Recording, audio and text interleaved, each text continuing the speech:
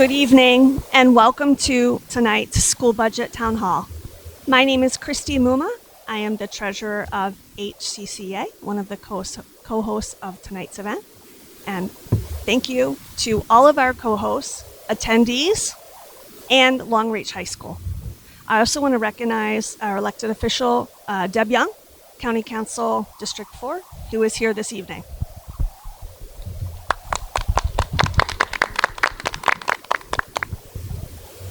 And now to our panelists. We have such a diverse group of panelists tonight. It's my pleasure to introduce them to you at this time. From co-host co-host CAC Community Advisory Council, Liz Hammond, the chair. Co-host Howard County Special Education Citizens Advisory Committee, Daria Wise, co-chair. And Diana Henry, vice chair. SE, CAC, and CAC are under the direction of the Board of Education. Co-host, Howard County Education Association Teachers Union panelist Ben Schmidt, president. And we have several members from Howard County Public School System this evening. Cornell Brown from the Superintendent's Cabinet and COO. Also from Howard County Public School System, Dan Lubley, the Executive Director of Capital Planning and Construction. Thank you for letting me get all that out. Mr. Brian Hall from the Superintendent's Cabinet and CFO. Caroline Walker, Superintendent's Cabinet Chief Equity and Innovation Officer. Jen Webster, Superintendent's Cabinet Chief Academic Officer.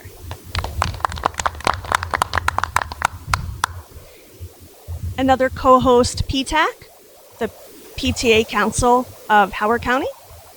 Kat Carter, President. And Anthony DeBella, VP Advocacy and the Budget Chair. Other panelists include American Federation of State, County, and Municipal Employees, AFSCME, local president Glenda Robertson. And Howard County Association of Supervisors and Administrators, HCASA, First Vice President Deborah Holmes. Thank you, panelists. We appreciate your being here. I want to note that on the front table, in front of the stage, there are co-host materials and a QR code that refers to budget status dates and public input information opportunities. Please make sure that you leave with those materials so that you can participate. Panelists, just a friendly reminder that the microphones are indeed on now. If it does fall asleep, just a small tap to the gray power button will wake it up. And I will need you to try to keep the mic close to your mouth. I know I'm struggling myself. Please do keep the mic close to your mouth so that you can clearly be heard. Thank you.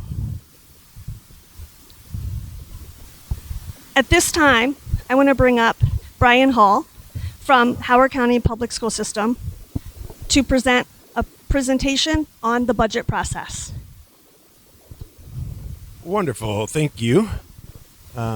If we could have the presentation pulled up, that would be wonderful.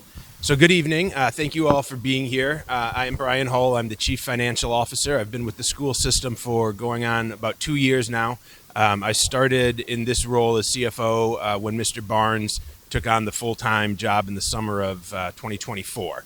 So it's been great. It's been fast and interesting. Some great colleagues and community partners up here that I'm sharing the stage with. And so a big thanks to them as well for all of the advocacy and support that they put in through this process. So our budget process goes public in early January when the superintendent releases his proposed budget to the school board. But in actuality, the process begins not long after the previous one ends. We really start planning for the process in July, start engaging the superintendent and his cabinet in August and September. And so we've been meeting monthly with the folks that you see here on the stage. Not monthly, weekly, with the superintendent and his cabinet to discuss the budget needs of the county.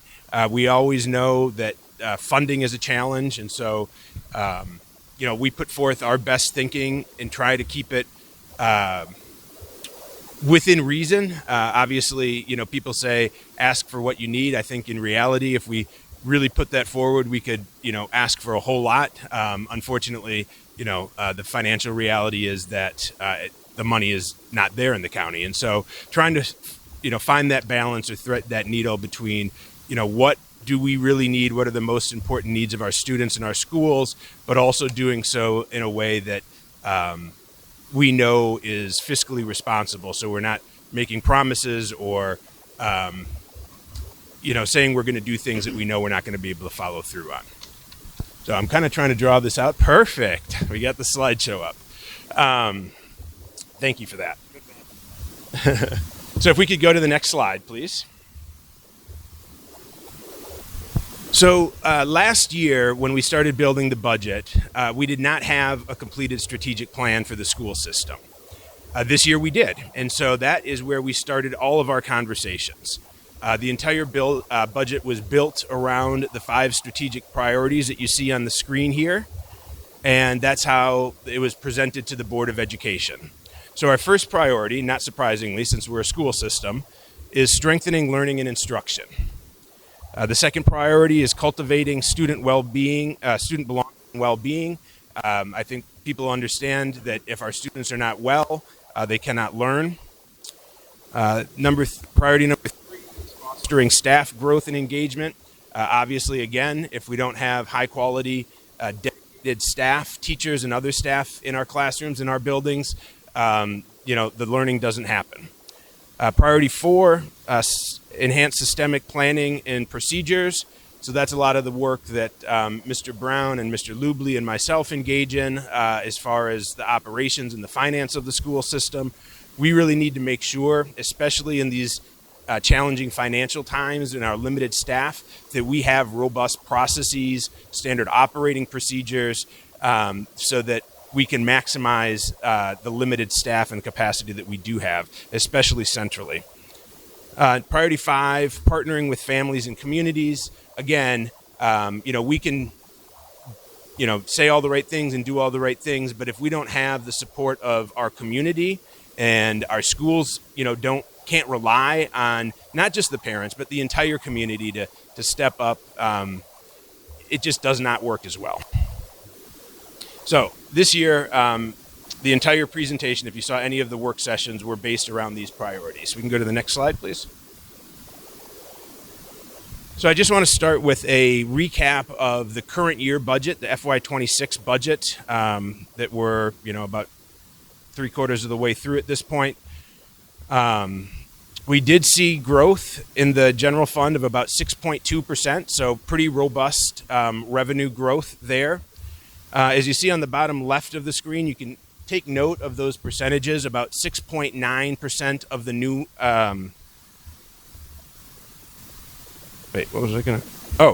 the growth in funding. So from the state for this year, the state funding grew by 6.9%, and the county funding grew by 6.5%. Now keep that in mind, because in a couple of slides when we start talking about the FY27 budget, you'll see that has shifted a little bit because of our state allocation. So overall, the current year budget was about $1.2 billion. We added about $71 million to the budget this year. Again, you can see the growth in state funding, a little over $24 million, and county revenue of over $50 million. We do have some other revenues that make up a very small percentage of the budget, about $12 million out of the $1.2 billion, so about 1%. And then we have, over the past several years, used a lot of one-time money. During the COVID pandemic, the federal government put forward a lot of one-time monies for school districts and local governments, And at this point, that has kind of worked its way through the system, and we're not using as much of that anymore. We saw a decrease in the current year from about 15 million in one-time funding to fund reoccurring expenses down to 12 million, and you'll see in a couple of slides that will likely fall even further next year. Next slide, please. Oh, no, sorry, yeah, that's the one, enrollment. So I do want to touch on enrollment because this is the largest driver of our state revenue, which makes up about a third of our total general fund operating budget. And as you can see, up until about 2021 or school year 2020, enrollment was increasing pretty steadily here in Howard County and a lot of districts around the state.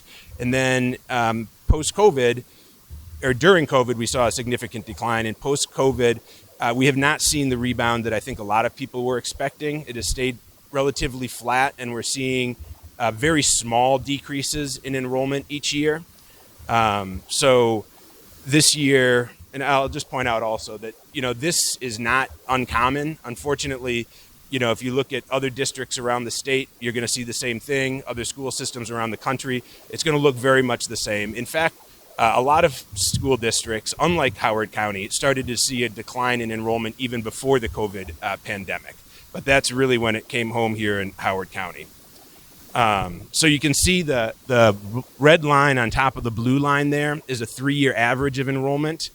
The state, a few years ago, coming out of COVID, realized that all of the school systems were losing students and hence money.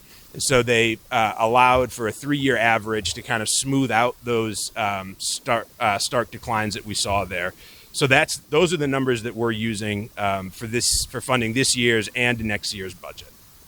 In the current school year, we're down about 258 students from last year, I'm sorry, not in the current year. For next year, we're projected to be down about 258 students from where we are currently this year. And so that doesn't sound like a lot. It's not a lot out of 55,000 students, but at almost $15,000 per student, it does equate to a drop of about $3.8 million in the county's required maintenance of effort funding. The problem is, of course, we lose 258 students across the entire district.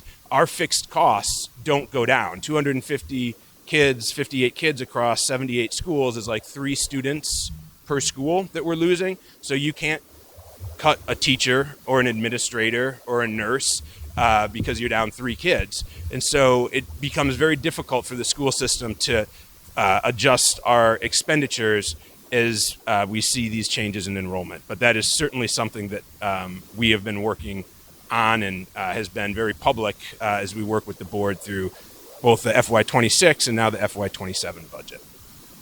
Next slide, please.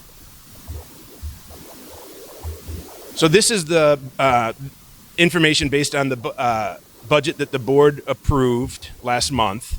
And as you can see, the growth here, proposed growth is 5.7%, so a little bit less even than the final budget last year.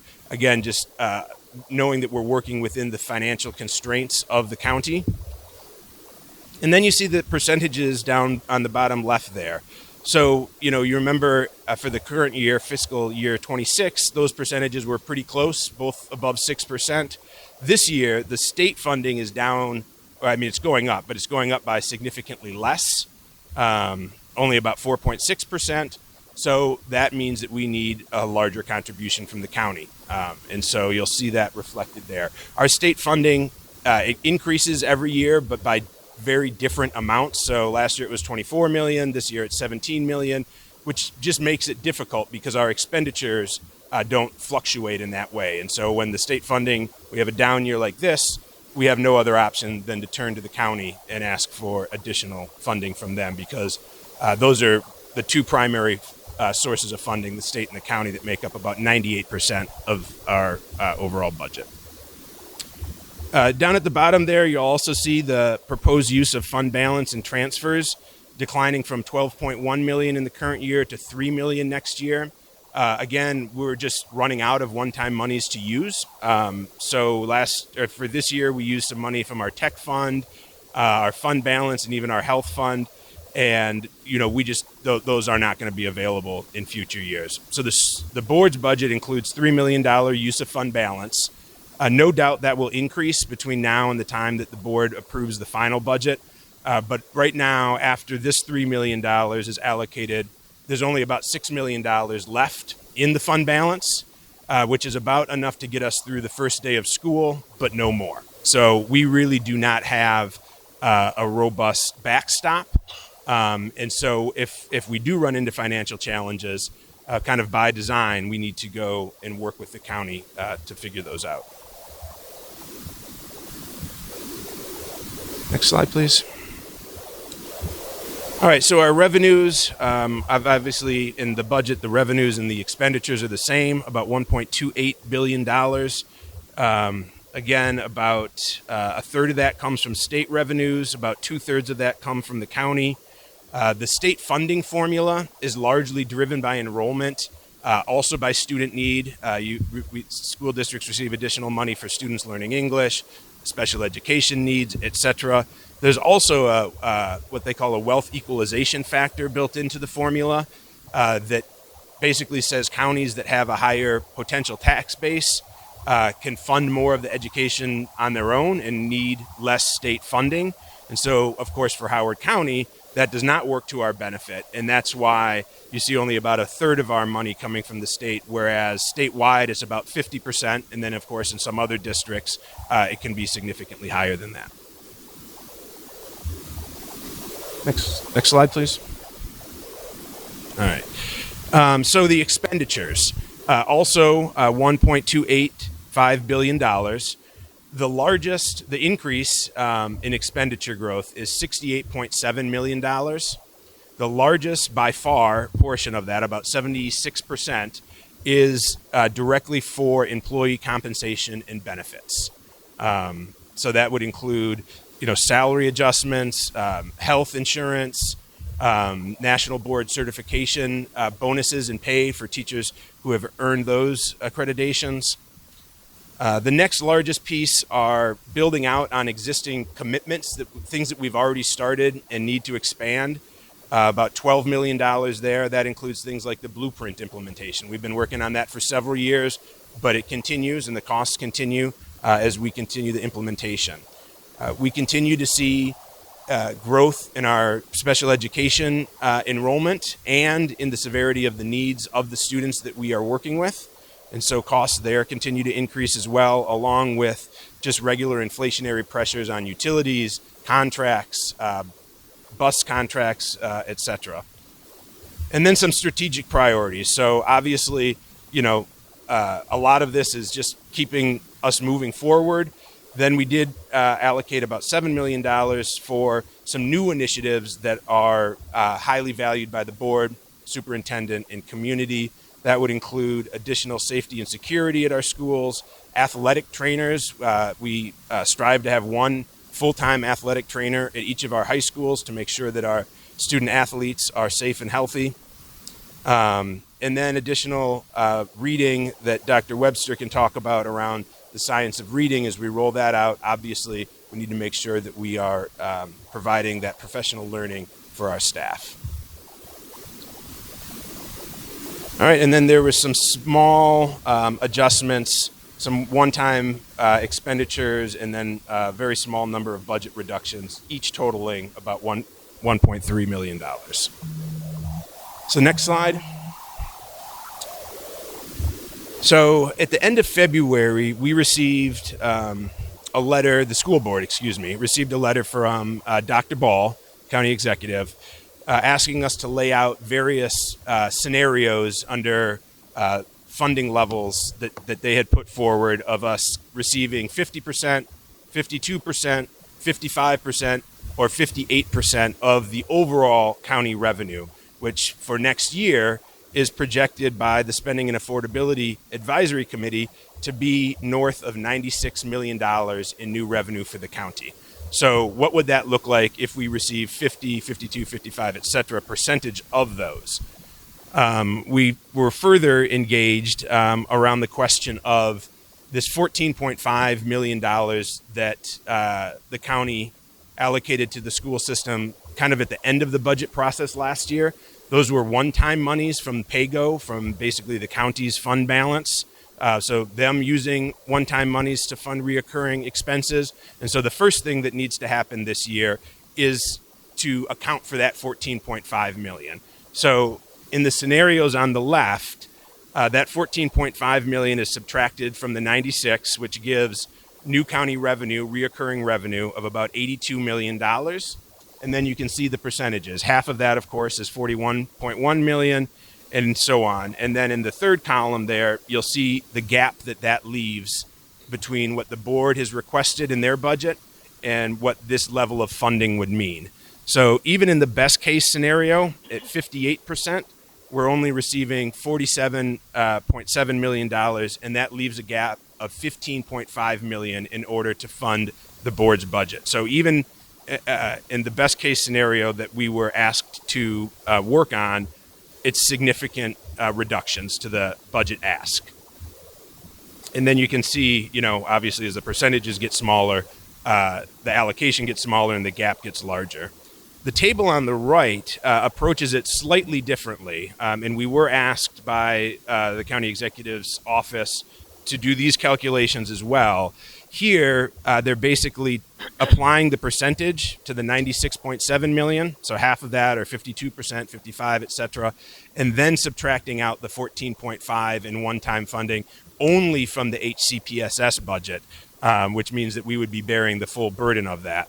It also would mean that we would be double counting that money, because that 14.5 is also counted in the 53.5 million at the bottom of the screen that you can see that we received this year. And so that money was counted in this year's allocation, and through this methodology would be counted the same money again in next year's allocation. And as you can see, the gap under that scenario ranges from about 22 million up to almost $30 million, which would be very challenging for the school system to overcome.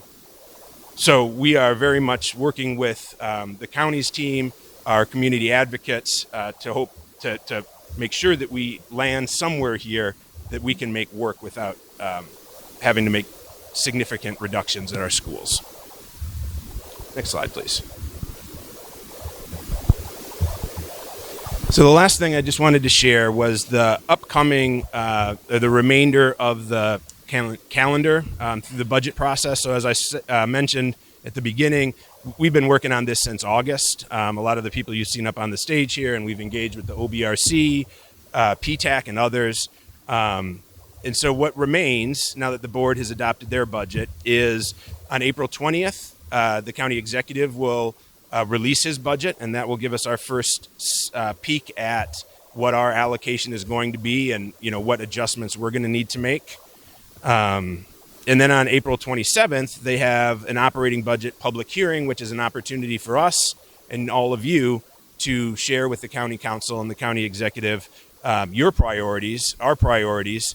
My priority is funding the school system, certainly. And so we will be there and, sharing that just as we did last year.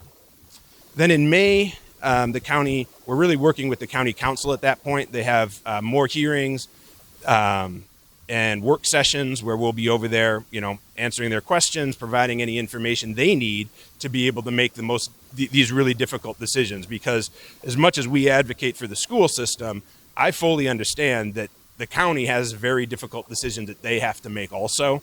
And so we'll be working with the county council throughout May. The board is scheduled to adopt the budget on May 19th. Last year, of course, that got bumped and it was not adopted until I think into June. But hopefully on the 19th, and then by the end of, or by June 1st, the county council will adopt both the FY27 operating and capital budgets. So that's what we have coming up, and that is all that I prepared in this presentation. But obviously we've got a lot of great people up here to answer questions. So thank you.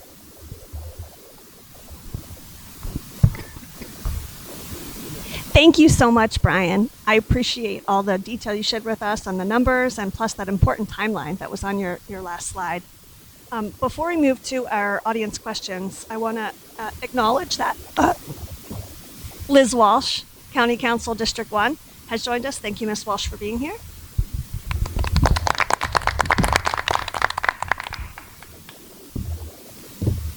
At this time, I welcome our audience to bring your questions regarding the school budget and the process to our panelists. We have a diverse group of panelists from many organizations that are all advocates for the school system. And so we want you to ask them, utilizing their key knowledge and their backgrounds, so that we can, as citizens, best advocate in the upcoming budget process. For the community participation, I'm going to ask that you please line up at the microphone stands or raise your hand if you would need assistance. Volunteers will take turns going, from side to side to help with getting the microphone to audience members as needed. Panel members, as you hear a question that you could add value to for our community members, please raise your hand, indicate to me that you're ready to tackle this question, and there are already microphones in front of you. Please remember the microphones are already hot. If it does fall asleep, just a little tap on that gray power button. I'm going to ask the audience members to ensure that their questions are brief. We're going to ask you not to make a statement, but more so focus on asking a question so that we can all walk away learning this evening. It looks like we have our first question. Good evening. Thank you so much for the wonderful presentation, Mr. Howe.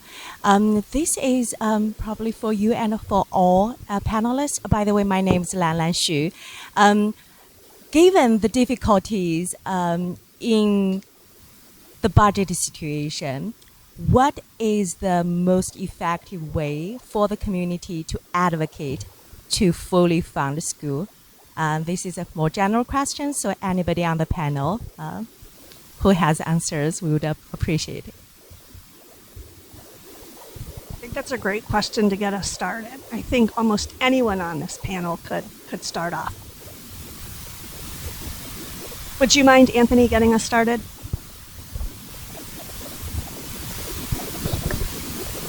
There we go. So I'm Anthony DeBella. I guess advocacy is on the little white card in front of me on behalf of PTAC. But I think the first thing the community really needs to understand is the budget is a big book, but it is not insurmountable. I mean, the two main barriers are literally just its size and jargon. I'm a lay person, but all of the organizations up here, the school board has been great about providing information in a clear manner, like this presentation, communicating with all of its own groups that they charter, a lot of the groups that you see here. If you are interested, by all means, please come forward. If you have things that you're interested in, dig in.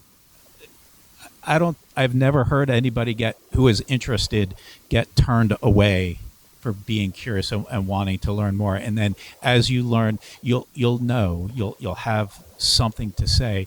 And I think it's important that as many people as possible bring their own voices to the various public hearings and opportunities to contribute. I'll just,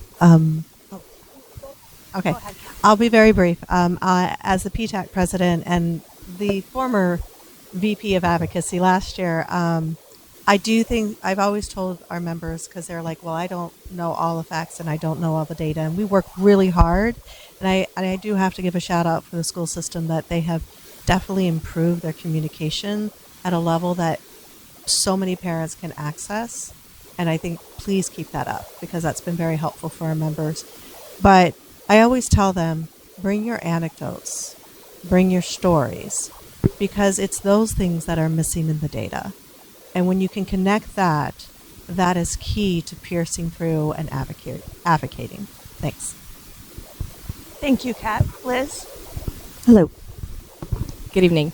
I was just going to say, I think it depends on where in the process we are and exactly who we're advocating to. So, for example, when we're advocating for more money from the county, I would give different advice than I would if it's once the numbers have come back to the Board of Ed, and now we're advocating for what to keep and what to cut and all that kind of stuff. So those are two very different ball games. But I think that I agree with everything Anthony and Kat said, and making sure that, you know, being specific when it comes to coming to the Board of Ed and talking about, you know, why, you know, certain things are valuable. You know, you have every right to advocate for the things that are important to you, but also I think the least effective thing, to answer your question, Lon Lon, is being ugly or hyperbolic or assigning. You know, nobody up here wants to cut anything ever. We want to keep everything. So I think just keeping that in mind is also really helpful.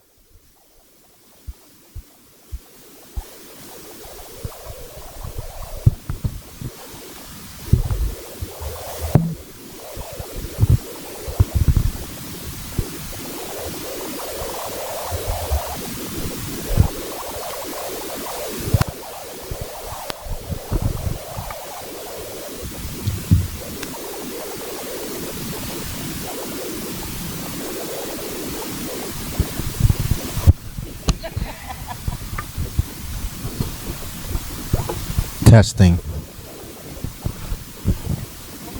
I know, right?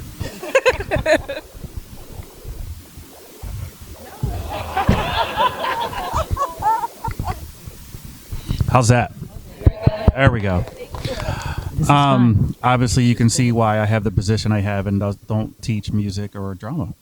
I think the two things right now that people can concentrate on, given the question, is even though the county executive's budget hearing that he had virtually is passed, the message that he sent out, well, I think the subject line was literally "talk to me," and gave an email address where to send, you know, comments or whatever on the budget before his portion of the budget's rolled out. So I would start there as far as advocacy. And then after that budget drops from the county executive on April 20th, the big meeting, the big county council budget hearing is on April 27th on the operating budget. And that's where we're really going to need numbers. Regardless of, you know, anybody that's in the community, what they care most for in the budget, it's going to be to advocate at that time. And as much as, you know, everybody wants to advocate on social media, it's really the numbers physically in person that make an impact.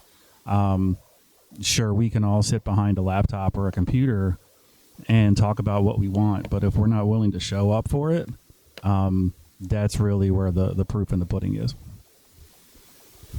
And I think someone mentioned having anecdotes. I can't remember who that was on the panel, but and going to what Ben said about social media, when you look at what people are writing on social media, that's not helpful. We are all here because we want what's best for our children. When I say our children, I don't just mean the children at my school or in my community, everyone here. And we need to read what, and the staff needs that, our teachers need that, our paraeducators need that. So we need those comments to be positive. We need them to stand up for what is happening within our schools, because we can tear each other apart, and then that narrative seems to who doesn't want to read that? That's more exciting. And we also need you, as Ben said, we need you to be there. We need people to show up. We need you to be at board meetings. We need you to be at the county council meetings, because at the end of the day, if our bodies aren't there, then those people who are talking behind their screen, behind their phone, sending unkind things, those are the people who are going to drown out just the people being there. Thank you, Deborah. Oh, hello. Can you hear me? Yes. Hello, everyone. I'm Daria Wise, co-chair of CCAC. One thing I do want to reiterate, you know, when it comes down to advocacy, I was bringing the facts. You know, understanding what you're advocating for. I know one thing within our, as I say, population, it is hard to get out. So when, you know, statements are made where, you know, come out and show up. Yes, we do need to come out and show up. But if you don't have the numbers, you have to come with the facts. and understanding that in the mindset of making it make sense. I know one thing about our advocacy, it is hard for our population to come out because we're a very unique population, and one thing we do want to bring to the forefront, we want that respect, within special education. So even though we may not have 100, 200 people to show up, one thing we're going to do, we're going to come with the facts to show the needs and what we want. And also, just to close this out, the budgets are moral documents, okay? And it's what we want and what we stand for as a district. So again, I think we all are here to advocate for our needs and wants, but we need also to make sure it makes sense. And at the end of the day, it's all about our students and making the best opportunities and the best environment for them to be the best they can be. Thank you very much, Daria. Anyone else on this question? Great, thank you so much. Thank you so much. Okay, we have the next audience member opportunity. Hi, I'm Josh with HCEA. There's currently a bill in the General Assembly, Howard County Local Bill HB 1176, that would allocate 58%, that would require Howard County to allocate 58% of its revenues to the Board of Education's budget. Mr. Hull presented very well on what the impact to the next fiscal year's budget would be if they allocated 58% of new revenues. My question is, what would the budget situation look like in the next fiscal year if 58% of all general fund revenues were allocated to the Board of Education? Thanks.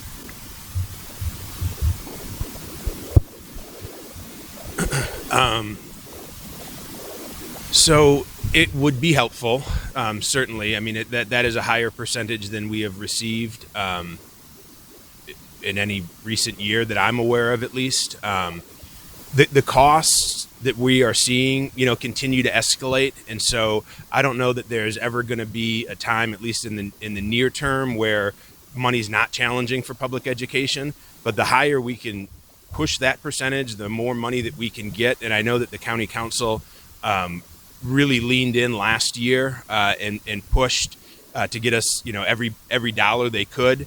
And during that phase of the budget process, after the county executive had released his budget and before the county council released their budget, about $14.5 million, as I mentioned, was added to the budget. So the advocacy does work, and there is money available, certainly at the county in their PAYGO.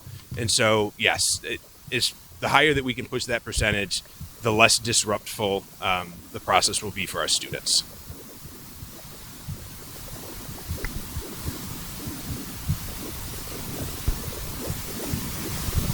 Hey, Josh, I want to make sure the community is clear when we start talking about percentage of revenues, because you're going to see a lot of different numbers thrown around from a lot of different sources. The school board sat down with the county council and got a little bit wrapped around the axle about that last year. When you look at the county general fund revenue, it includes prior year's funds, right? So if you include prior year's funds in that percentage, you get a different number than if you don't.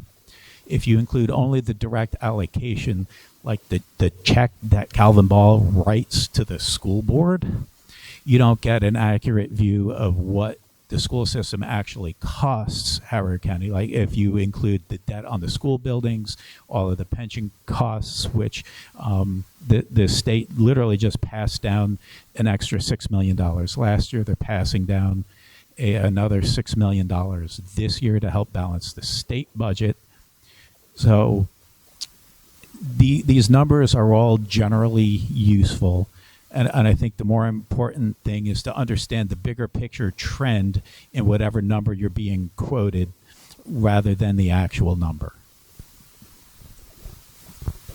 So I want to add also, last year, I remember specifically sitting in and hearing about all the emails the thousands of emails that the county council and the county executive got. In fact, they just said there were a lot of emails, and I heard the number almost over 6,000. So if you don't think that that didn't make a difference, it did. So it is really important that in that time, we talked about social media, get out your email and send something. Tell your friends to send something. And that's what we have been trying to push for at PTAC, is informing, but also those emails make a huge difference.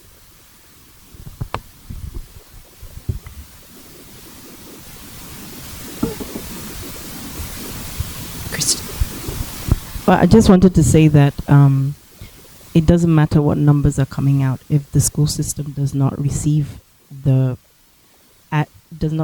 adequate funding. It only leads to stripping down of the school system. That is what is going to happen.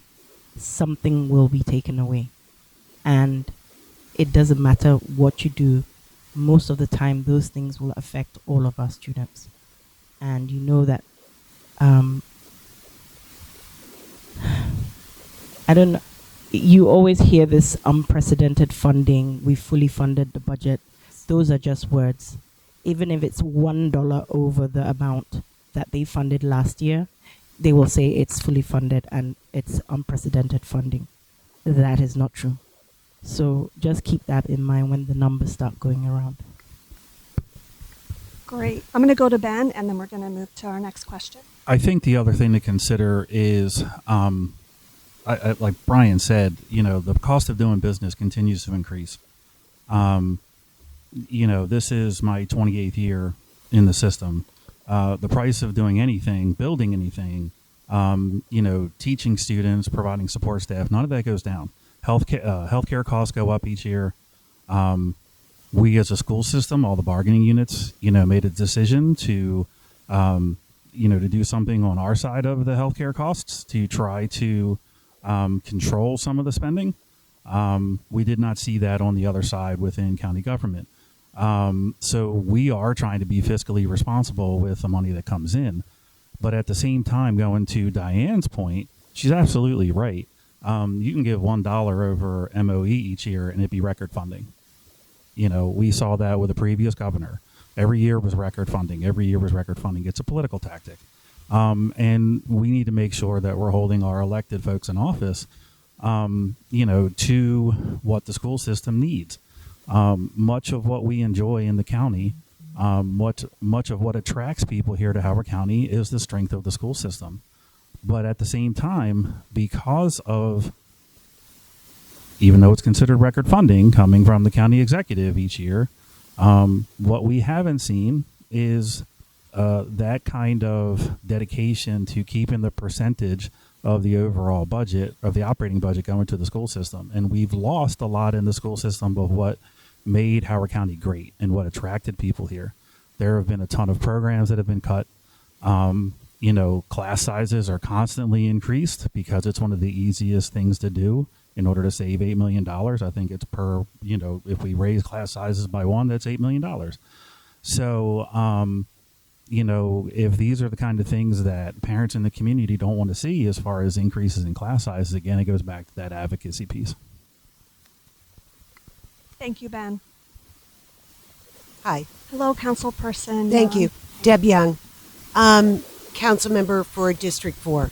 And I just want to make a few comments. And Brian, you said something about that $14.5 million that is now being clawed back by the county executive, correct? Yeah, so I mentioned it was one-time funding last year, and so that's kind of the first thing that they're highlighting as they talk about our budget is $14.5 million that we're going to give you again this year to make up that hole. Right. And I just want to point out that $14.5 million came from a lot of internal pressure. There were a number of people who were involved in that internal pressure, and one of the primary individuals, unfortunately, is no longer with the county. And I know that you all know who that is. I also want to point out that that when you talk about advocacy, especially regarding the county council, there are only two people on the county council, and I am one of them, who consistently have said schools are my number one priority. And that's a problem because it means that getting an amendment out of our county council to the school district is not easy. And those of you who live in one of those districts represented by one of those council members who have voted the last 2 years not to send an amendment over to the school district with more money need to be paying attention and focusing their advocacy on those members of the county council. You really need to be doing that. That's where your time and effort should be put. And I know that there are people up here on this table, behind this table, who know exactly who they are. And I would strongly suggest that that is what you do this year. It looks like it's already going to be a tough year given the letter that you received from the county executive.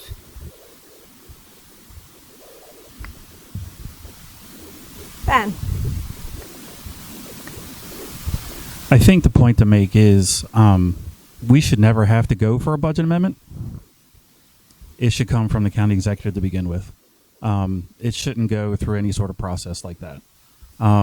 We shouldn't consistently have to be put into battling amongst one another in the county, over what gets funded or what doesn't. Or, the same tactic every year. Well, if we give this to the school system, it has to be cut from somewhere else. Well, that's also false. Between the amount of money that's coming in on investment income in the county, and that's based on taxpayer dollars, that's 30 to 40 million each year just in interest. So you got to ask yourself how much money is in there to get that much interest, because I don't think y'all out in the audience are getting that kind of interest on your accounts. So let alone the fact PAYGO is kind of the secret slush fund. So these are things that shouldn't even have to go to a budget amendment at all in the first place. It should be funded. The money is there.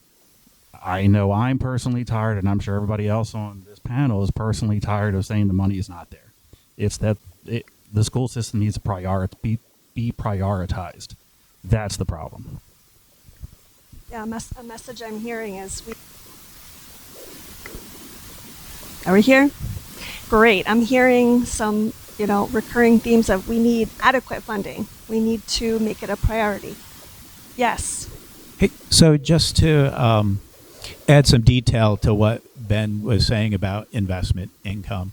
Last year, the major portion of the surplus money that was identified in the annual comprehensive financial report was attributed to some of this investment income.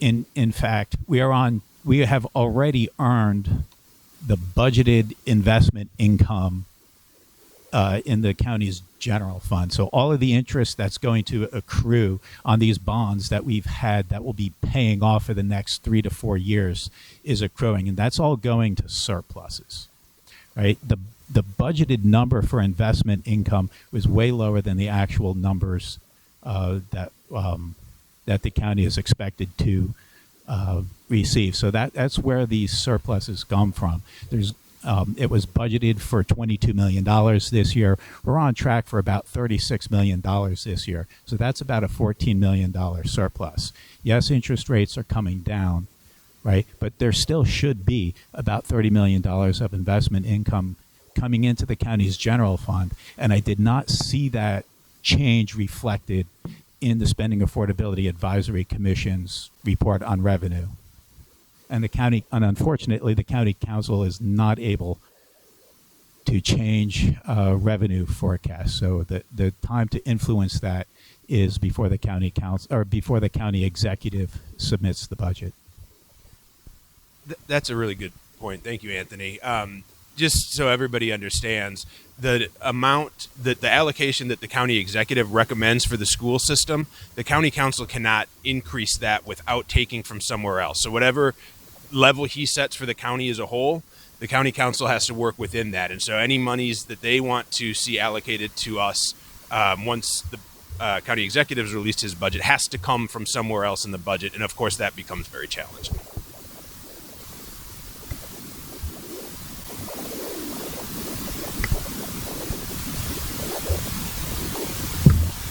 Better.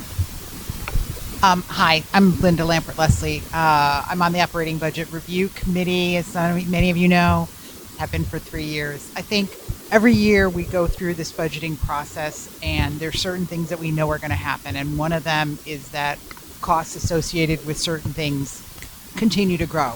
And I'm thinking specifically about special education and our special education budget.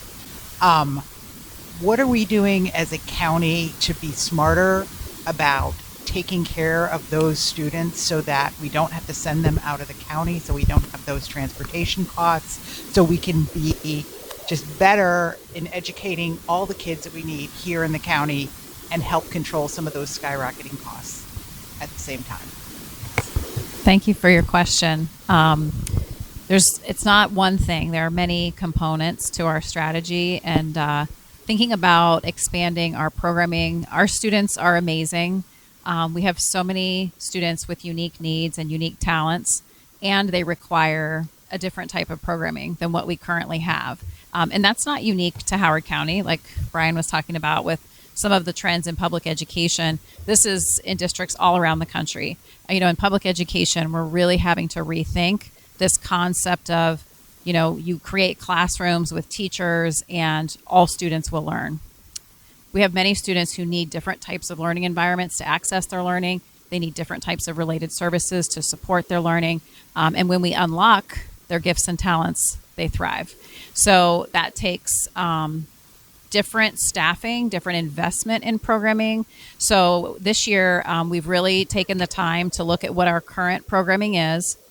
We've thought about our leadership of that programming.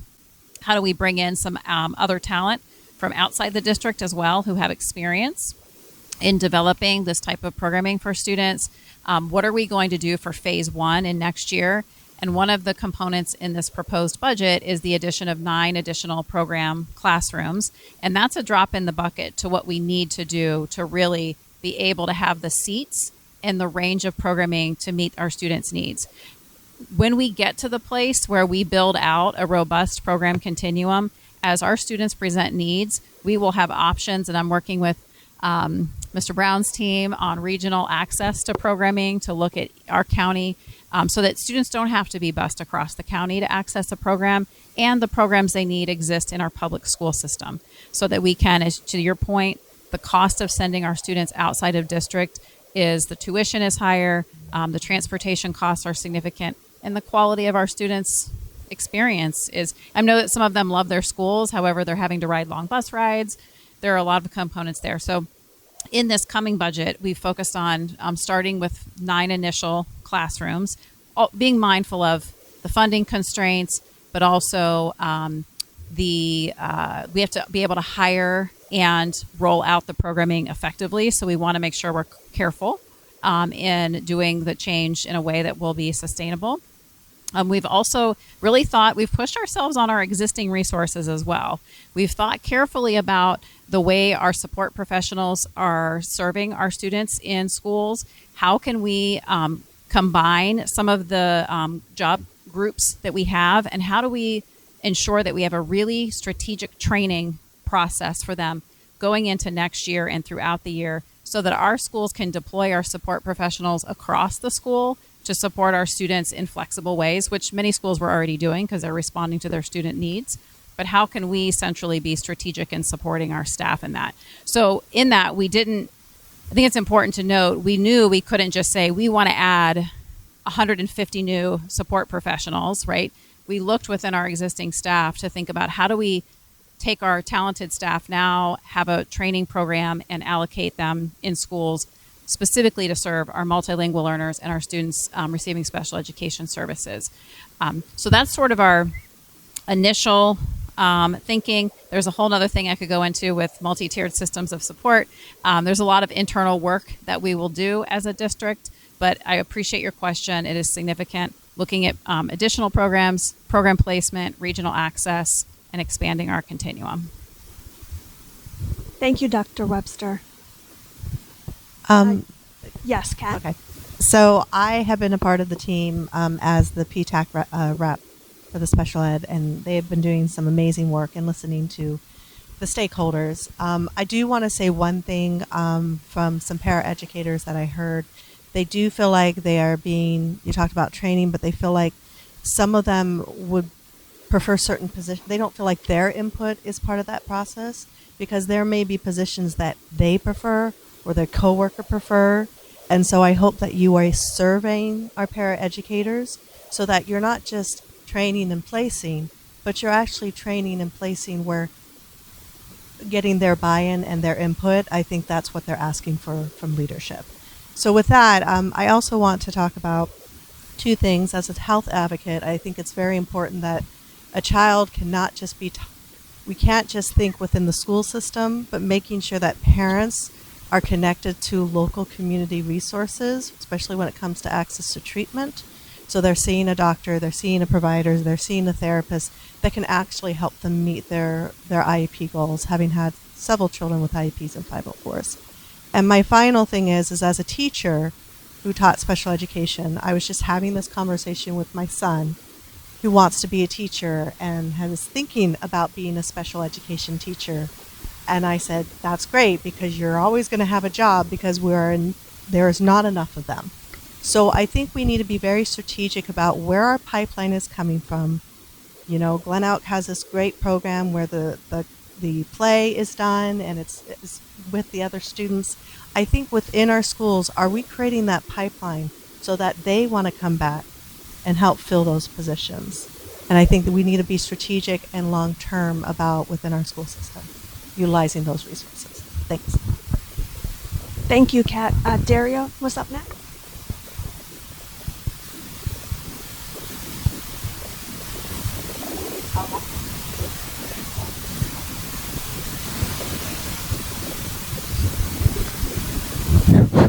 There we go. Okay, there we go. Just want to piggyback off of Dr. Webster. One thing that I really appreciate is, and if everyone listen, in regards to our county doing a better job of keeping our, as I say, students home. This is their home. This is what you come here. You moved here for our students to be educated home. Okay, and one thing I know, CCAC, we have been pushing infrastructure, and in infrastructure is what we got talent management. Okay. Also understanding the complexity of special education. And the bottom line is the respect of special education. I'm going to reiterate that. The respect of special education. Okay. And I believe that in society, if we become more respectful and understand that we're in the building. Okay, and understanding that we have to do a better job and stepping up and making the efforts to provide what is needed for our educators, for our students, and for our administrators. Because everybody, we are all here. We are all one. We are a community, and we all affect each other. Okay, so I think if we start to understand and realize and be more proactive in saying, hey, we want to educate our students in our schools in which we pay our tax dollars for, I think we can do a better job and being more mindful when it comes down to the budget, understanding the needs and the wants of our students. So I think we are moving in the right direction. I appreciate Dr. Webster's and our new leadership efforts and understanding, and I appreciate our, as I could say, our, what was going to say, Diane? Hopefully our community to understanding the push of we need to build our infrastructure. It's the bottom line, okay? Because we are sending we are sending students to schools for no, I say not for no reason, but we can educate them. We can, okay? And we just have to do a better job in then redesigning our programs and then also providing the proper programs that can accommodate our student needs. But like I said, we can go on and on because special education is very complex, you know. I just wanted to say that we're kind of 10 years too late, but lack is the mother of invention. So Right now, the state is withdrawing funds from special education. They used to fund public, non-public positions to the tune of 70%. Now it's going to be only 50%. So the school system has to come up with that money. So what do? We have to build the infrastructure, as Daria said. If we don't build the programs here, we will be spending double the amount to send them out. So we have to find a way. Dr. Webster and Dr. Bronson have been very innovative, and they're trying to build that infrastructure in double time, but we are behind. We are literally 10 years behind. We're 10 years behind the curve. So we have to do what we need to do right now. One last thing. We also have to. It's our lane right here.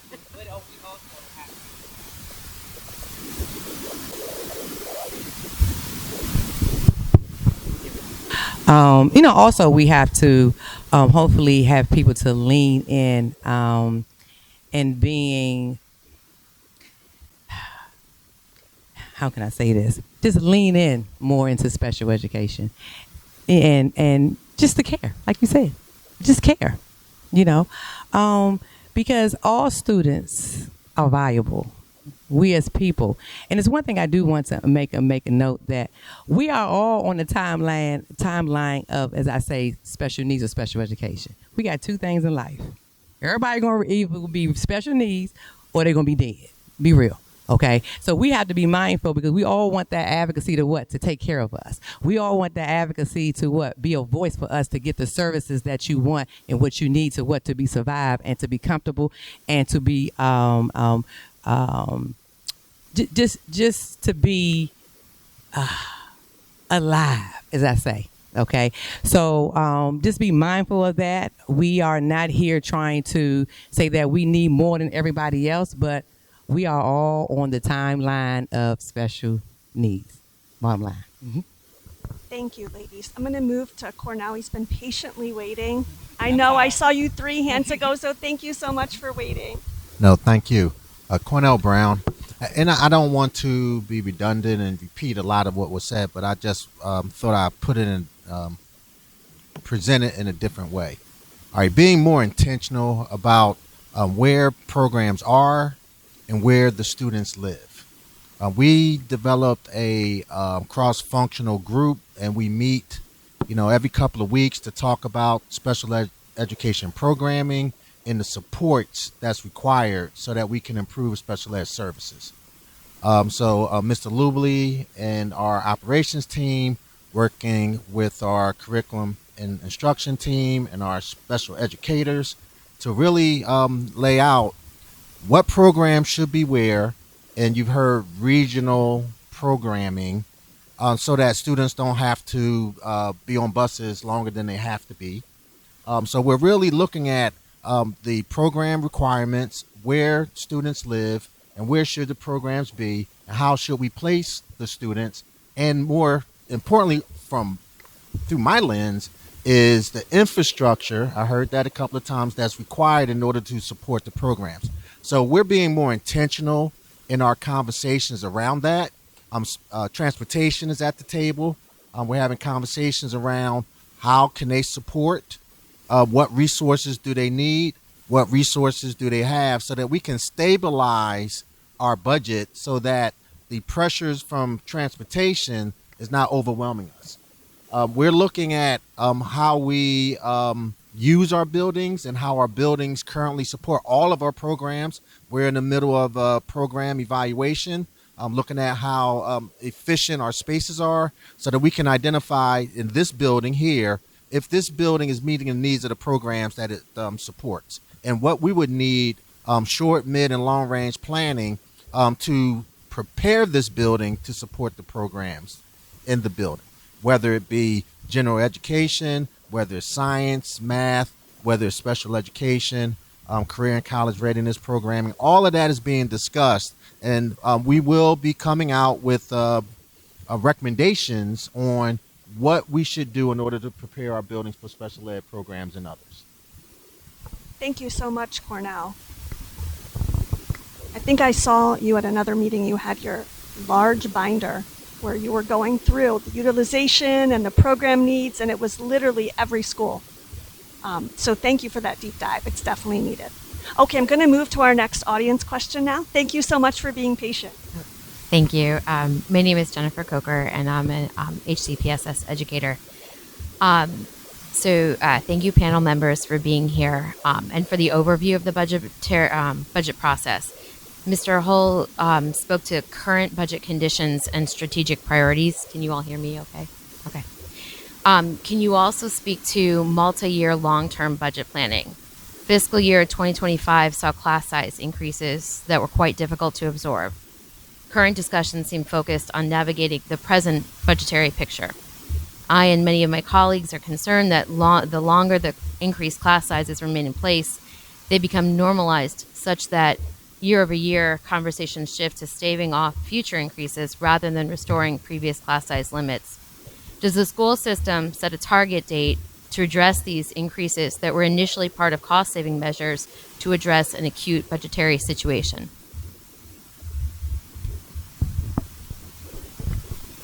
Thank you for that question. It is, of course, complicated. We do, even though we don't do multi-year budgeting, we provide the Board of Education with projections, both for expenditures out the next 5 years and our state funding. The county funding, of course, is not formula driven, so it's not as easy to calculate, but we do, look out several years and provide that information to the board. Unfortunately, the outlook, at least over the next 5 years, does not get a lot better. No one, to your question around class size, of course, we know that the additional strain that puts on our educators and our students, frankly, when they're in larger classes. And so that is not something that we want to do. In fact, there is, push for smaller class sizes. But in order to be able to even consider that, we would need significantly more funding from the county. And as I showed before, the scenarios that we were asked to develop by the county executive's office all have us cutting at least an additional $15 million out of the budget. And I know, myself and many others have been in education long enough up here that we remember when budget season actually meant adding things. It was making a list of all of the new programs and things that we needed to add. And that was the budget process. And boy, that was a lot more fun than this. So yes, we would like to get there. Yes, we feel like we're providing the information to the public and to the board and to the county that is needed. The question is, how much funding are we actually going to get, and when are we going to be in a position to consider restoring some of these things? And unfortunately, in the current landscape, that's difficult to see. Thank you very much. Deborah, I saw your hand first. I'm loud. I have.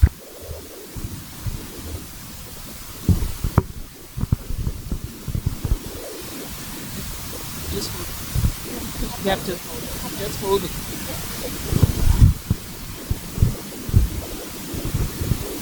Hello? You're so? Okay. It's us. We're the problem. That makes sense. I think what I love about that question, when I was a classroom teacher, because I've been here for a while, was when we had like the 1-to-19 ratio, because I was a primary teacher. And we were just discussing this today because yesterday at our principal meeting, we discussed our attendance data. We discussed our behavior data. We discussed all of the implications for what's coming next in terms of who's learning, what does data look like. But we're not talking about the class sizes. And when I look in my classes and there are so many children, and I understand that an additional one additional kid only costs us $8 million. That's one additional kid that I can't get to. That's one additional kid in that classroom that teacher has to get to. We don't have the additional paras. Adding additional children into the class, and I know you can find a multitude of articles that say, oh, class size doesn't matter.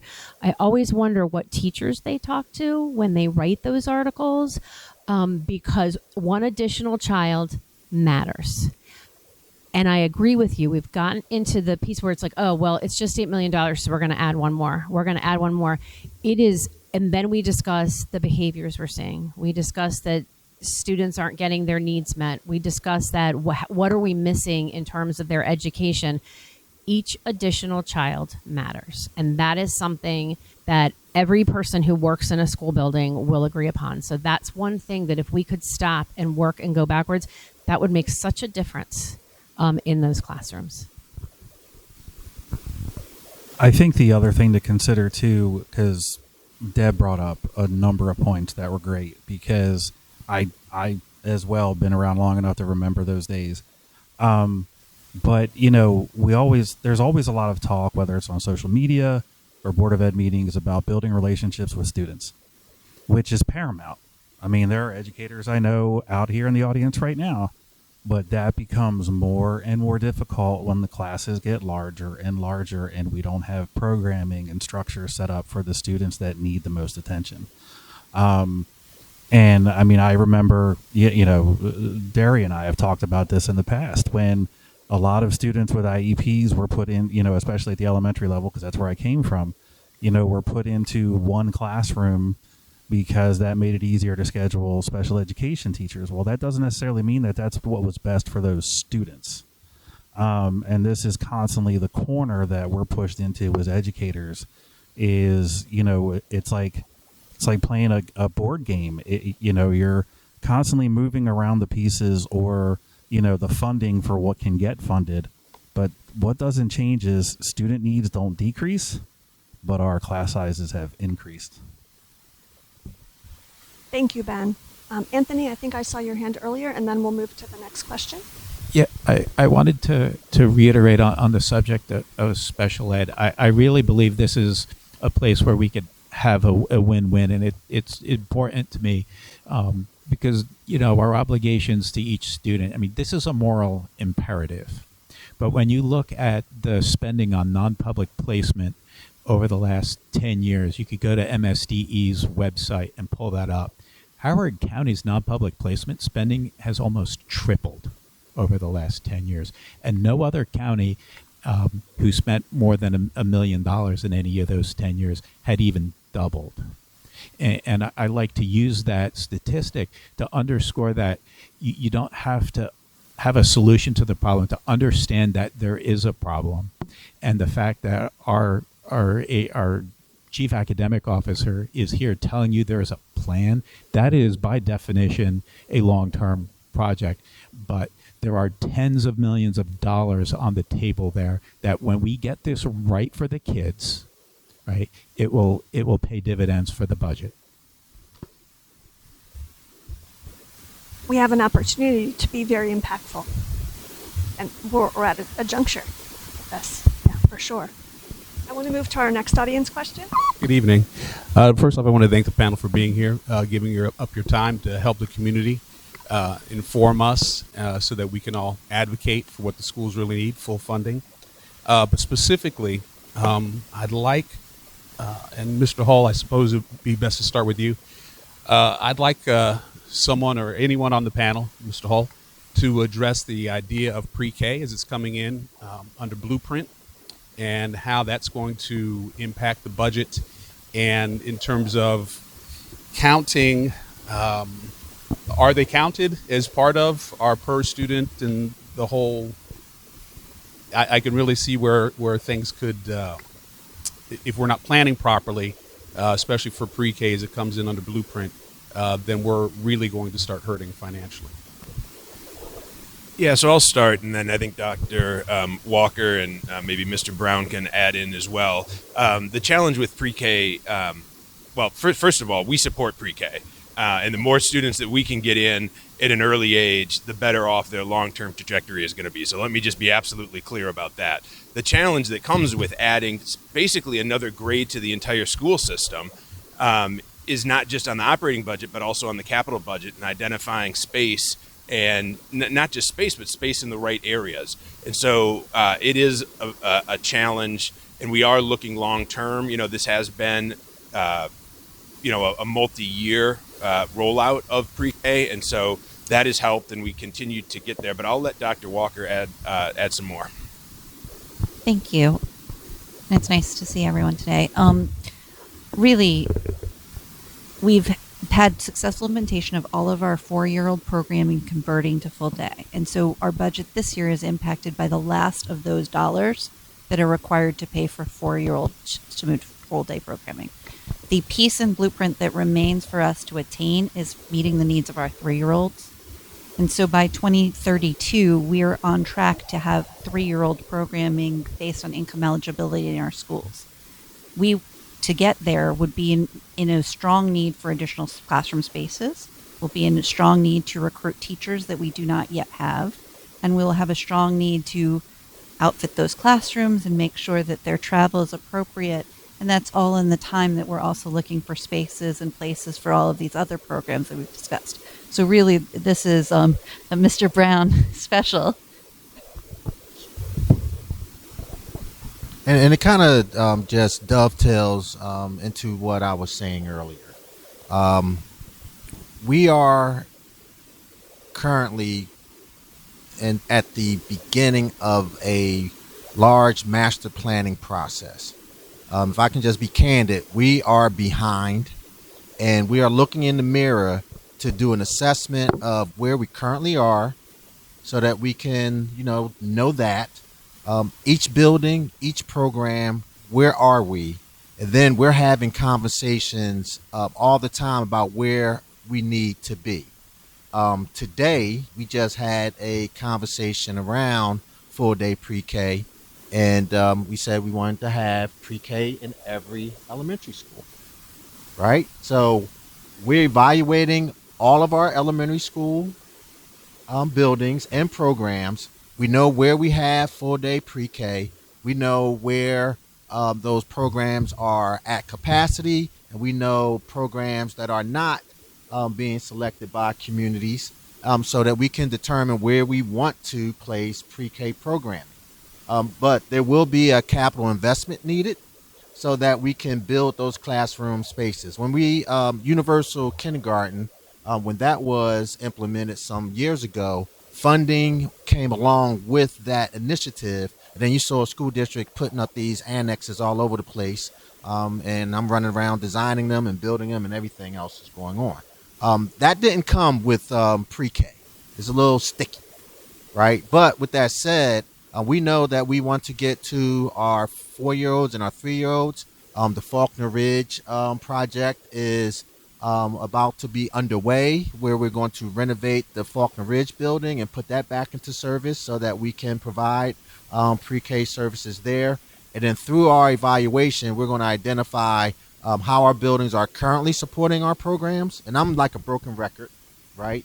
And then what we need to do in order to renovate those facilities to get to where we are going to go. It is a long, it's going to take time. It's a long range plan.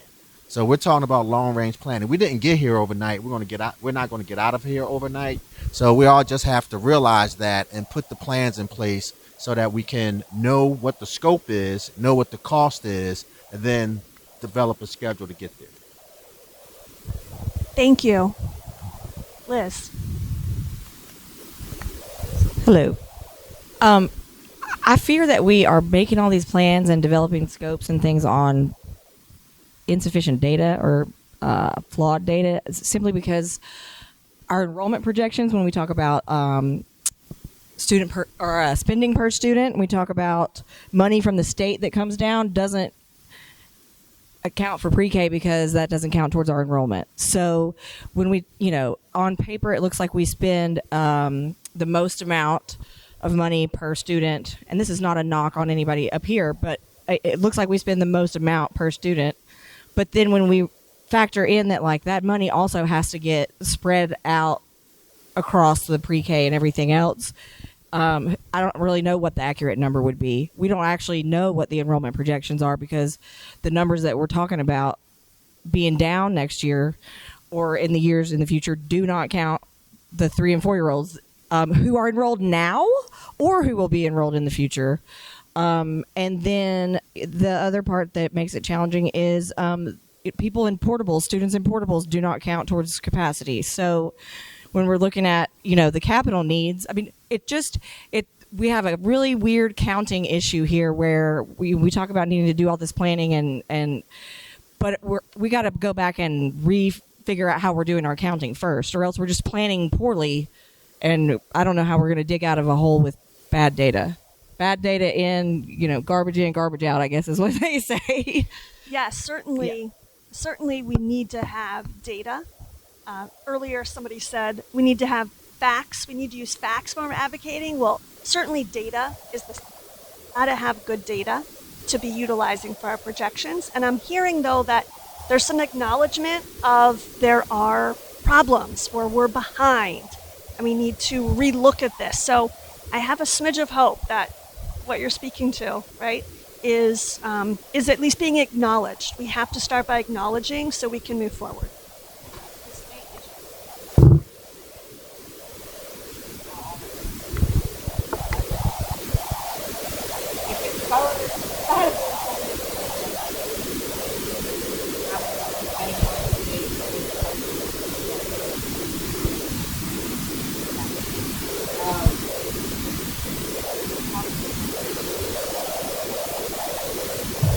So now we have a debate.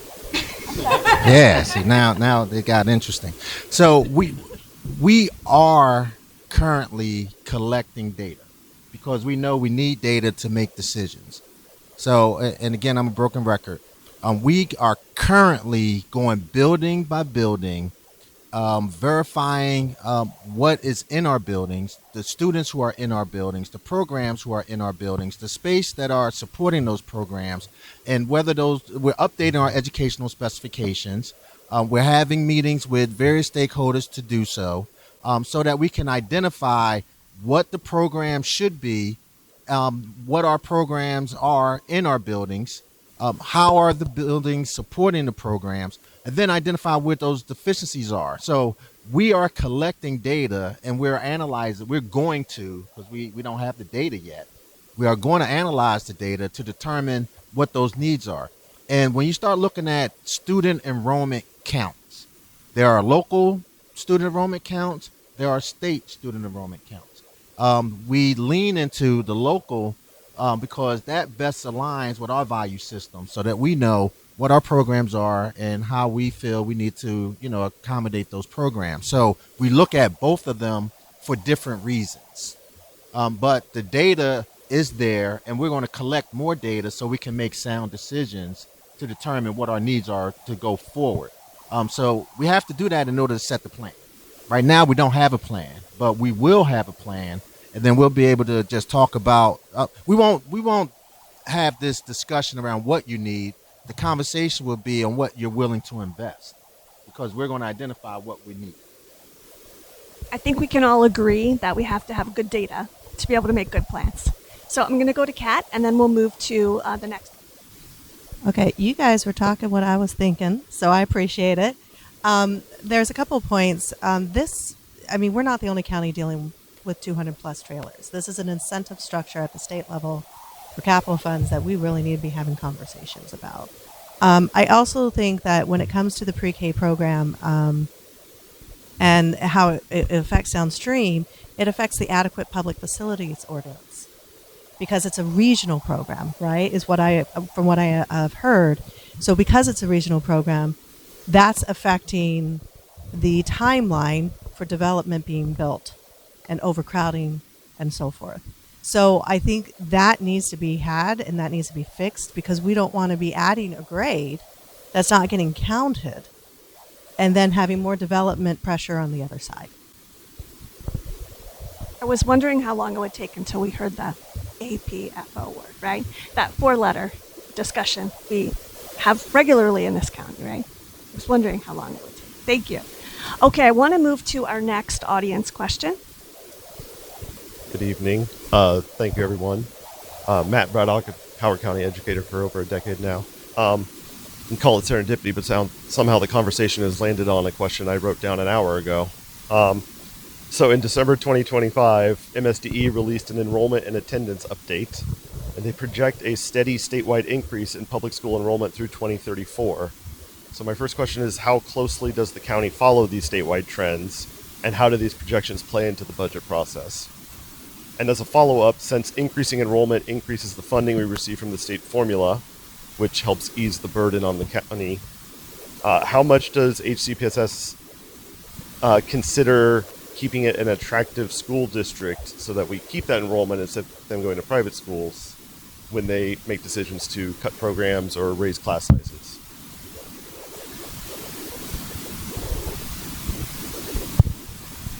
Right. Thank you for the question. I'll start with the first part of the question. Again, Dan Lubley, Executive Director of Capital Planning and Construction. So the Maryland State Department of Education's enrollment projections are for the entire state overall. That varies by county. We are not tracking, as Mr. Hall indicated, up until about 2020. We were, if not, one of the fastest growing counties in the state, growing by about 700 to 1,000 students a year. After the pandemic, obviously that has changed. We are actually on a decline. So we are not tracking with the growth that the state is actually identifying as a state whole. However, each year we do track with the state because each year our projections have to be sent to the state and have to be reviewed by the Maryland Department of Planning, and we have to be within 5% of their projections. And each year we are, and we are actually below that 5%. So we do track as a county, but as a county, our enrollment is not tracking with the overall growth trend that the state identifies.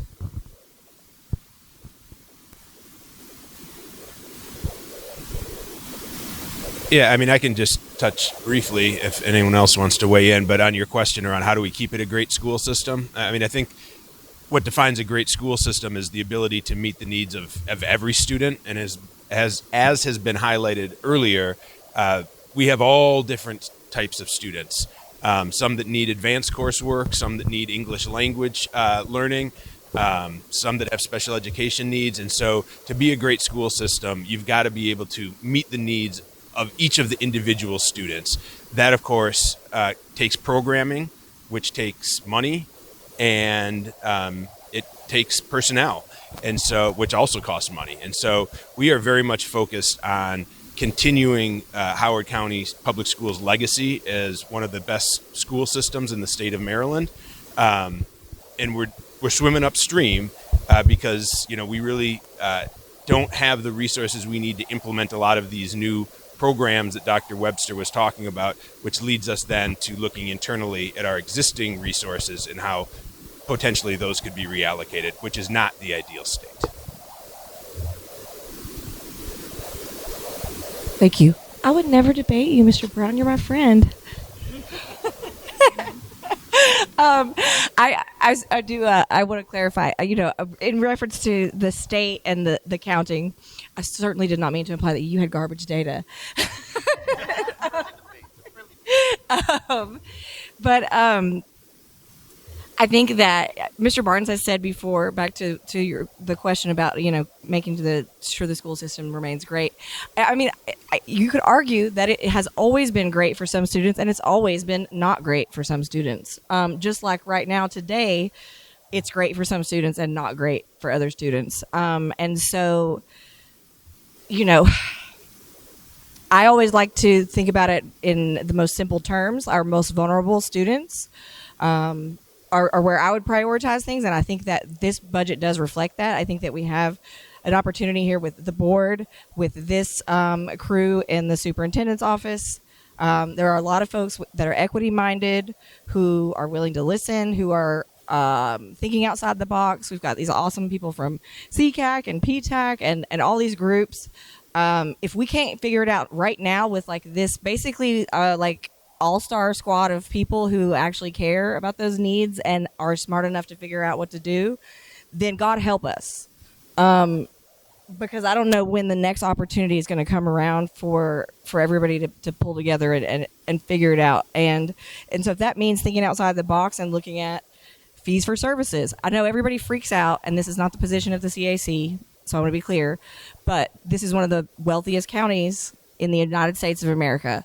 So some families should never be expected to pay a fee for some certain services, and some families could easily cover fees for their families and then some.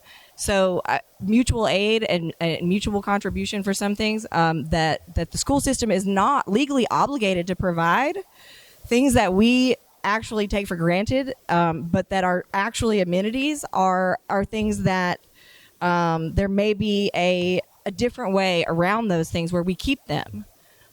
Because if it's between me, paying a nominal fee to take my general education students that don't have an IEP that involves transportation, if it's between paying for that and a teacher keeping their job, I want the teacher to keep their job. So I'm going to pay for the transportation. I think we have to be way, way more creative. Thank you. Thank you.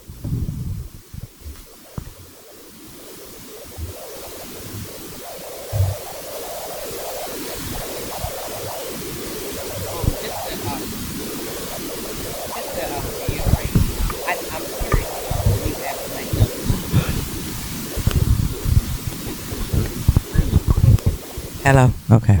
Yeah. Here we go. We're here, and I'm a simple person, and I know we're here saying we have plans and we're looking for data. I'm an executor. We still have to execute. Okay.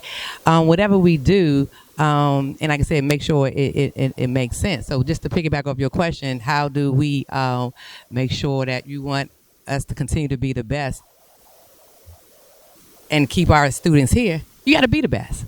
You got to think to be the best. You have to hold people accountable to be the best, and anything that we do, we have the educational system is full of layers. Okay. But so we have layers. We have to make sure that everybody who is part of this process have to be held accountable. And also we have to have a standard of being the best and having the mindset of being the best. So you can have the school system fully staffed, but if we don't have, as I say, the cream of the crop, the best of the people to execute what we need to do for our students, what are we doing? You get what I'm saying?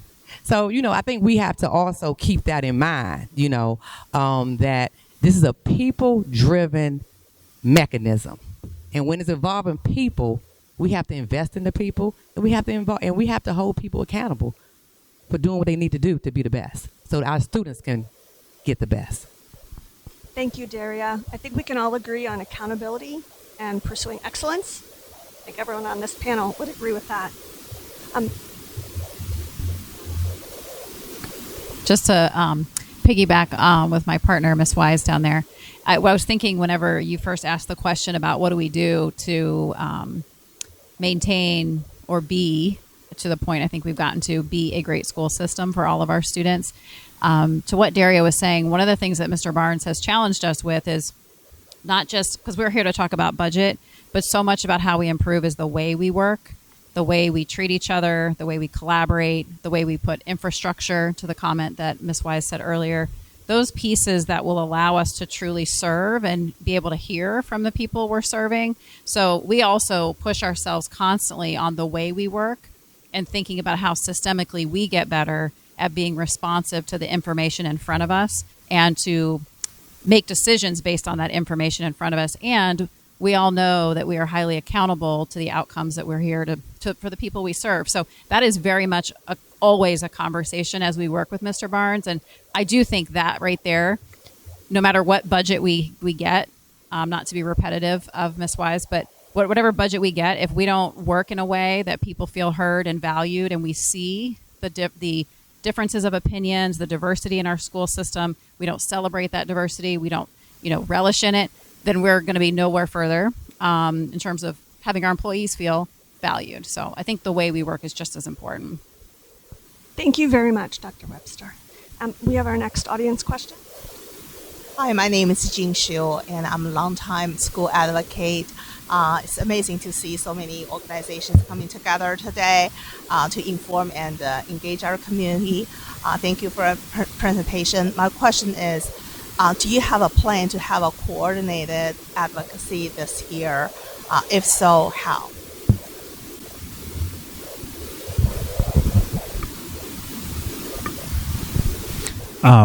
Plan? Yeah, everybody needs to come to the county council on April 27th. Wear red if you can. But seriously, as comical as that sounds, that's it every year. If we're not showing up, then we are not personally prioritizing physically in person the school system and the needs of our students. At the same time, the other part of what I want to get across here is where,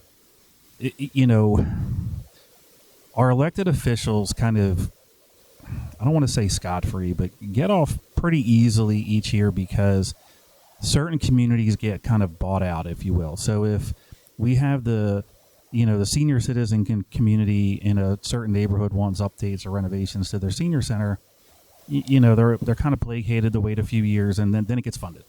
Or, we make buildings accessible to different groups in the community that the county government decides to fund. But all too often, what ends up happening when we have the county council budget hearings,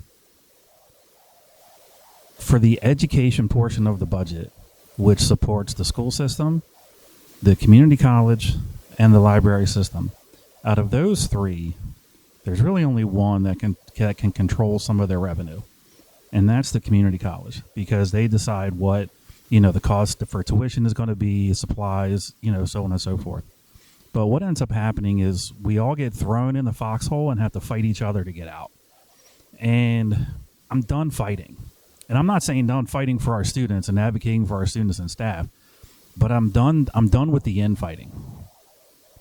All too often what ends up happening, especially we hear from the county executive, oh, well, the county government employees or the police union or the fire union, they got 6%. Well, they're smaller.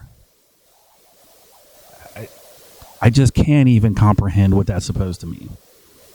That makes zero sense. And I am not here to discount or take away from what my union families have gotten in those units. But we're the largest employer in the county. The absolute largest employer in the county. And we all, my friends in the police and fire department, my friends that work for the county government, my friends in the senior, that are senior citizens in the community, all the different cultures and ethnicities represented in the community need to all come together and say, no, we're done. We're not fighting each other anymore. We're not prioritizing one group over another. We've all been underfunded for years, and it has to stop now. Period. The end. That's where we need to get to, because otherwise, that's how the elected officials get off. When we start to fight within one another, they get to just kind of watch. We have to elevate and level up.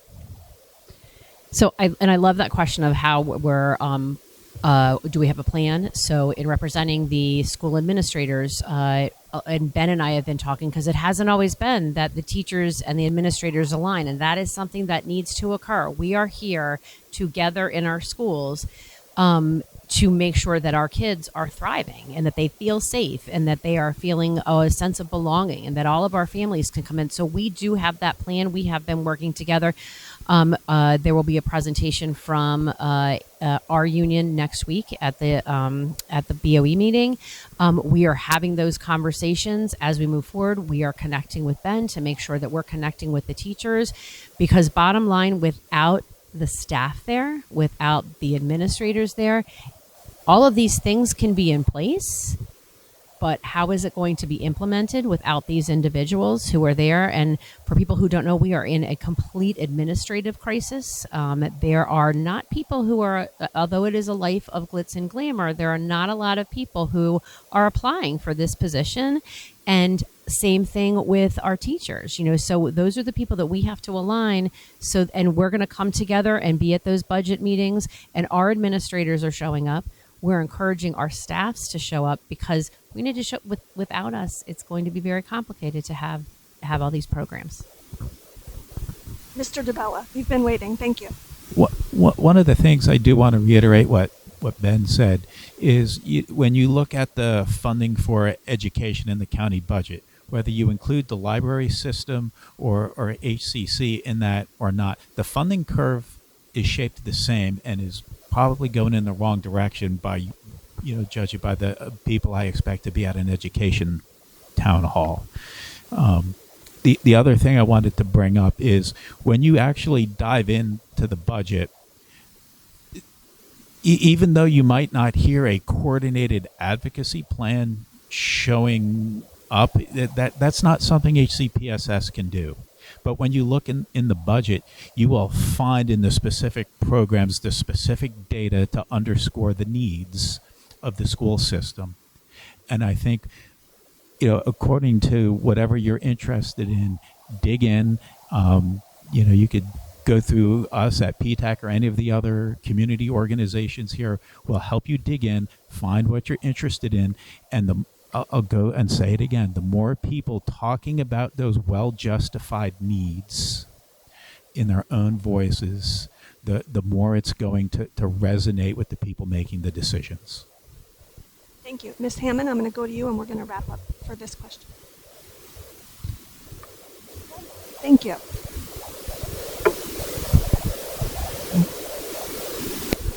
Testing. Yes, I just wanted to say I agree with my counterparts to my right. We're all fighting for the same thing, especially for our employees and our that work in the system. I agree with Ben. I'm tired of fighting every year for the same thing. We need to be appreciated, and without you guys' help fighting for us and help us getting what we need to get, that's a huge help. But the fighting has to stop. It should be given to us, and we shouldn't have to beg for anything. It should be automatically given. Thank you, Ms. Robertson. Liz, we're going to end with you. Thank you. I think there's no question that like showing up and being the squeaky wheel, so to speak, is really effective. I think showing up wearing red, doing all that stuff, it really does have an impact. But I would be remiss if I did not just acknowledge that like being able to do that comes from a place of extreme privilege. And so like being here tonight, everybody who is here tonight, something worked out. Even if you had to sacrifice something to get here, you were able to get here. We share space in this community with families who do not have the luxury of being able to come out and talk about what their needs are. And,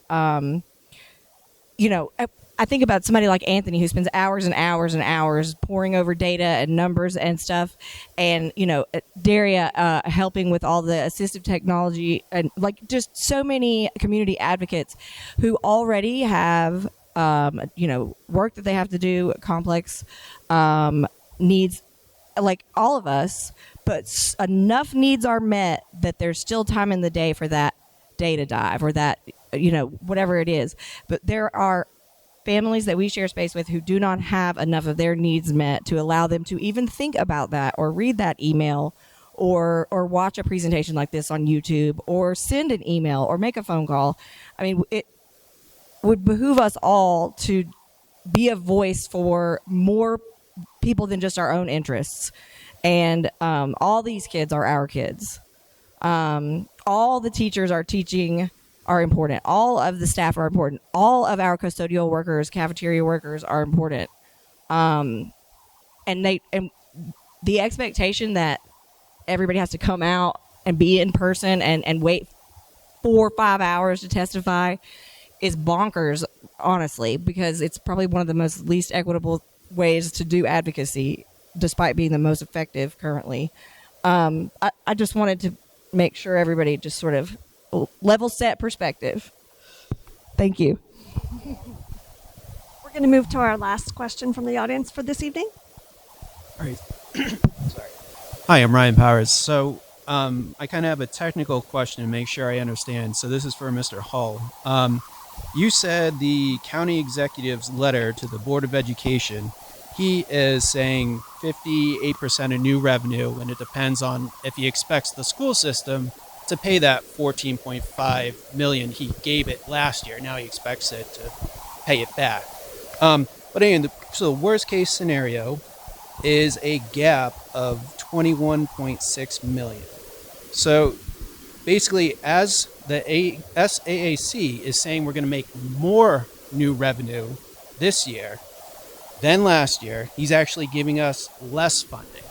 So 53.5 in FY26 versus 41.6 million for if the county executive gives us 58 million and we have to, or 58%, and we have to pay back what he gave us last year.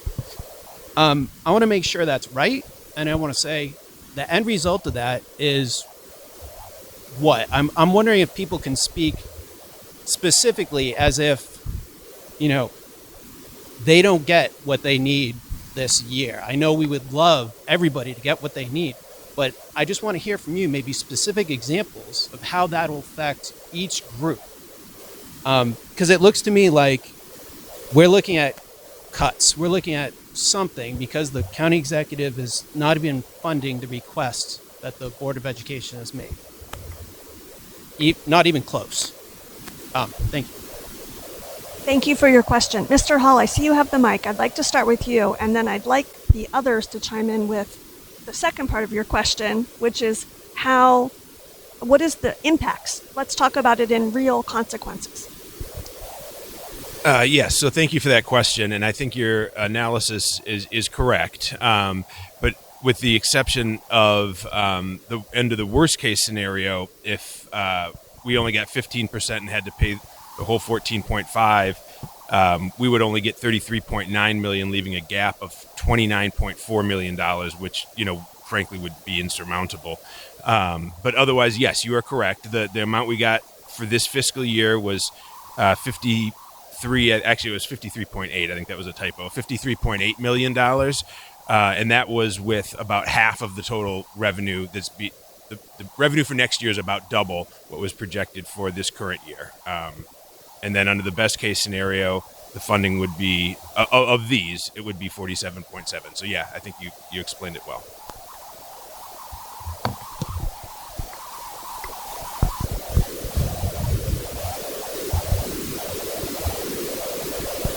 So what I think is going on here, outside the specifics of the numbers, is there's a color of money problem here.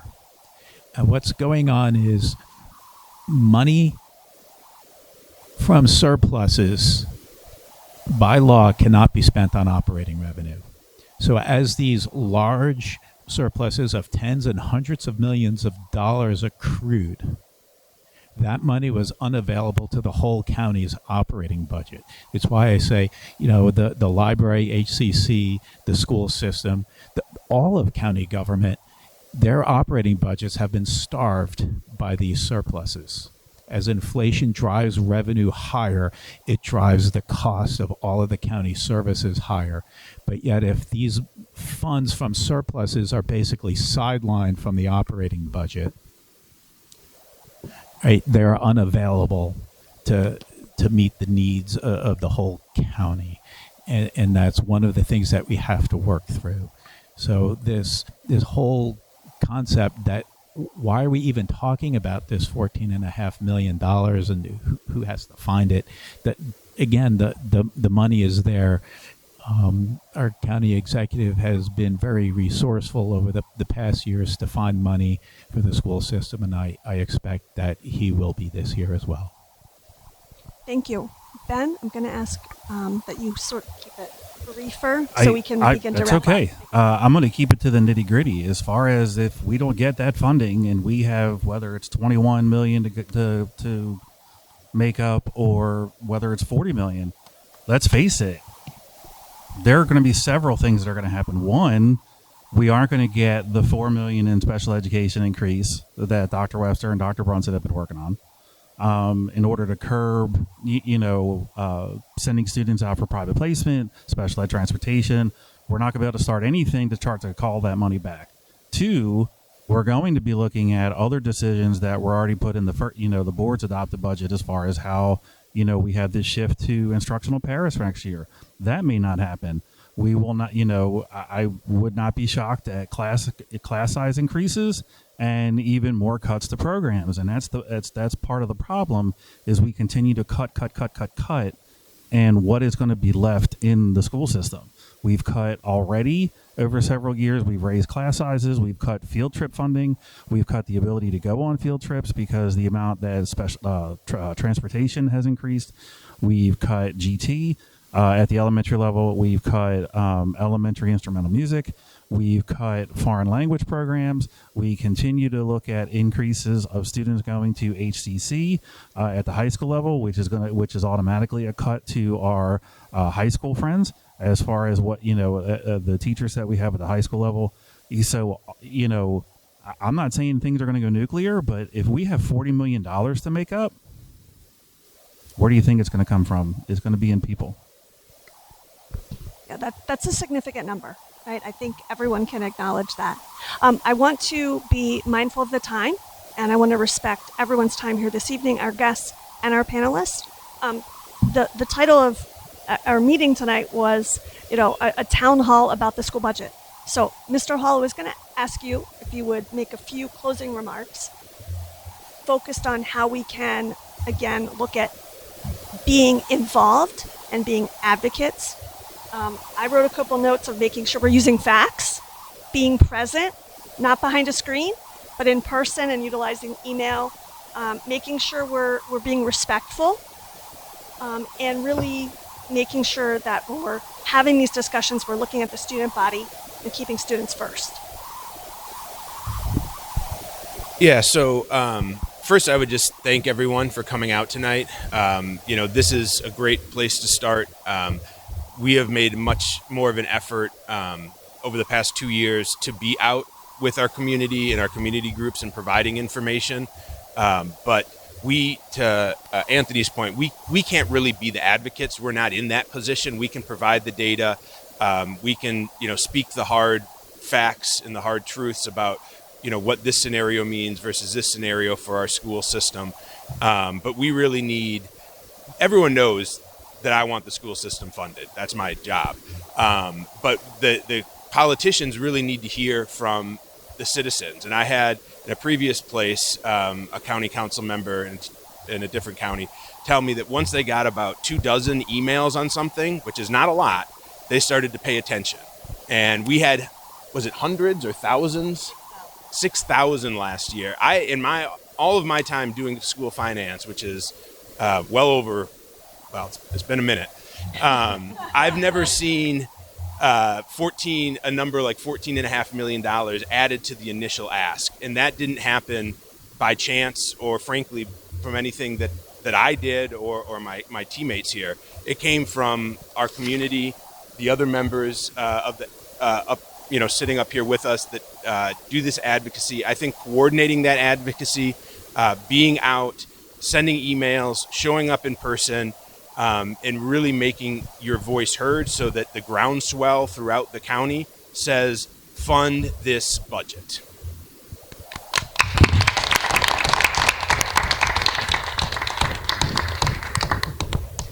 Thank you, Mr. Hall, for that call to action. I think we heard you clearly. 2 housekeeping items. I want to remind the audience and our viewers that this is being videotaped and the links will be publicized. I want to make sure that I kindly thank all of our panelists. We really appreciate your time, talent, and your commitment to education advocacy. I think we all have the same goals here, for the students to be first and our education system to be excellent. And thank you for all the work you do.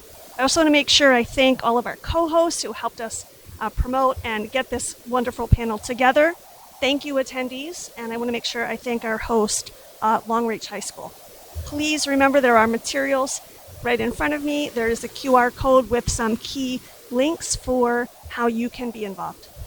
We have a responsibility to make sure we are all contributing. We have a call to action, so now we need to move forward. Thank you.